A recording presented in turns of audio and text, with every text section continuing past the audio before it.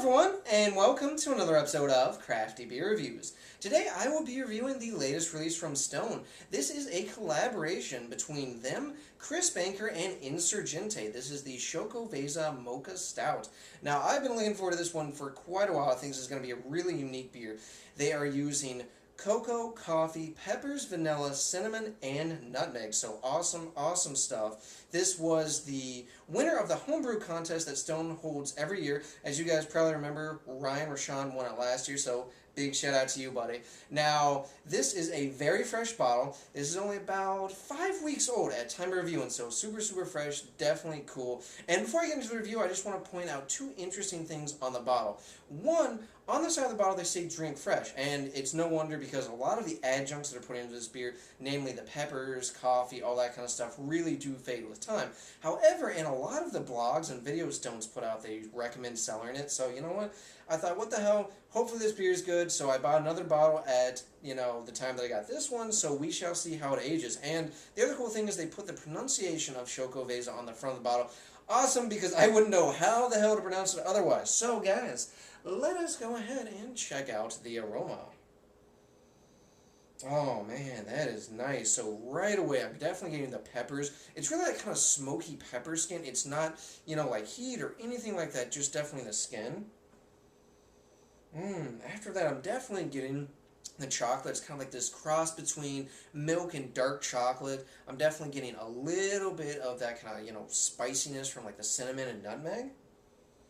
Because they're definitely in there. It's a little bit lower in the mix than I would say, like the chocolate and the peppers, but it's definitely in there. I'm also getting the coffee. The coffee's a little bit more integrated than I would have thought since this is pretty fresh. It's definitely in there, but it's not super over-the-top coffee forward. I'm getting a little bit of caramel sweetness. I'm also getting just kind of this, a little bit of sweetness in general from the beer. I'm not really picking up on the vanilla too much. I know it's in there, but, I wouldn't characterize the type of sweetness that I'm picking up on as vanilla. Still, that being said, they were aiming to make this into like, a beer version of Mexican hot chocolate. So far, it does kind of smell like hot chocolate, so very cool stuff, guys. Let's go ahead and get our first sip.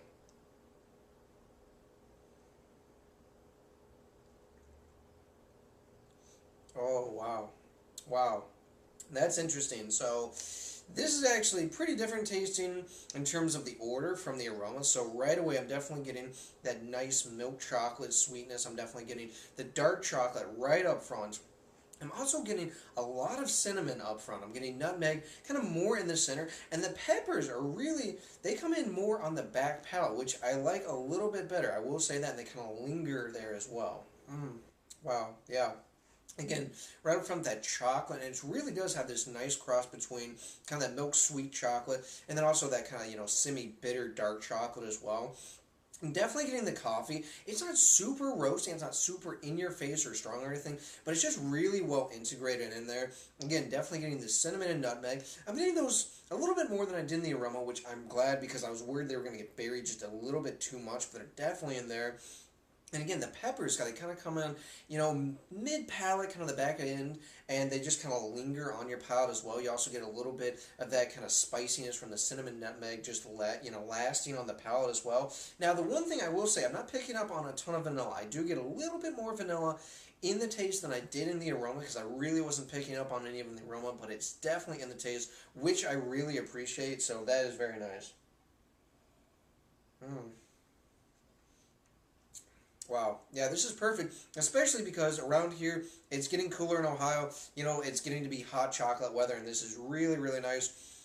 I've never had Mexican hot chocolate, but if it tastes anything like this, I think I would be in for a treat. It's also got a nice full body. It's got a very creamy, rich, velvety, smooth type of mouthfeel. It's got a decent level of carbonation. It's not prickly, but it's also not undercarbonated. It's just kind of got that mid-level that I like for a stout. And I gotta say, for being over 8%, alcohol, completely hidden. I don't smell it, I don't taste it, and I don't get any warmth as it goes down. So very deceptive beer for sure. I think part of it too is that the peppers and the cinnamon and nutmeg are definitely going to be hiding any of that kind of alcohol a little bit better. But yeah, wow, very easy to drink, very smooth. It does kind of have this kind of mocha or almost like an espresso type of taste in there. It really tastes like getting, you know, a mocha or espresso with all these spices in there, a little bit of, you know, vanilla in there as well. But man, this is really, really good. Very easy to drink, and you know it's drinking great now, so I'm gonna have a hard time selling that other bottle. I'm not gonna lie, but I'm curious to see what age will do to it. So yeah, this is a great beer though, very tasty, very easy to drink. Stone, you guys have done a great job. Chris Banker and Insurgente, really awesome stuff. You guys just really nailed this one. It's an awesome beer. It's as advertised, and I'm loving it. So as far as the rating, guys, I'm going with a 9.4 out of 10. There really isn't much to complain about. Again, you know, I wish the vanilla was a little bit more prominent in the mix, but other than that, I can't really complain. You know, you got the peppers, you do have the coffee and the chocolate, the cinnamon and the nutmeg. It just all comes together so nicely, and each time you take a sip, you get a little bit more of one or the other element, I think. So sometimes I get a little bit more cinnamon, sometimes a little bit more nutmeg, sometimes a little bit more chocolate. Just a great beer, and this could be definitely a perfect dessert beer. Guys, go check this one out. All right, thank you so much for watching this beer review. And please remember, I hope whatever you're doing involves good craft beer. See you guys.